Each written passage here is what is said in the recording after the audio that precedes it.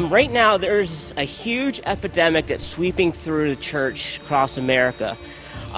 Teens are growing up in church. They're on fire for God. They're loving God. They're serving God. They're coming to services. Youth groups are thriving, but then they age out of youth group, and these students, there's nowhere for them to go. Churches aren't having things in place to bring them to the next step, and they're leaving the church, and they're not coming back. There's a stat. I'm a big numbers guy. You can't argue with numbers. Numbers are true. They're absolute. And I have a stat that says 70 to 75% of teens drop out of church and never return when they're too old to go to youth group anymore. That is 7 out of every 10 students, when they age out of youth group, leave the church and never come back. 3 stay, 7 leave.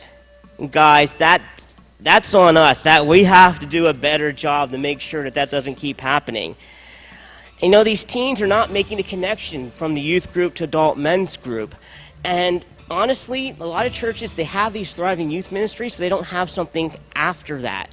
If they do, it's usually, go to a singles group, which is basically christianmingle.com in your local church.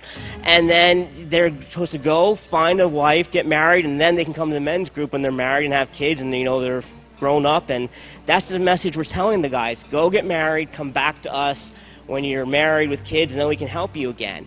But they're leaving and they're not coming back. There's another stat that says 29 years old is the average age that a man gets married in the United States today. 29. So if you think about it, they get moved out of the youth group when they're 18. They don't get married till they're 29. That's 11 years space in between that we need to be finding ways to meet these young men and bring them into our men's ministry. Because during those 11 years, they leave and then they don't come back. And it's a huge problem that's just going throughout our churches. We're losing the next generation. We're getting the teens, but then we're not keeping them. We're losing them. They're falling away from God. And we need to be the ones that change the trend. It's on us. We have to accept this responsibility. We need to be the ones that, make the change here. We need to reach out to these younger men when they're in youth group, bring them into our churches, get them to come out, include them in our men's ministry, and we just need to make them a part of it.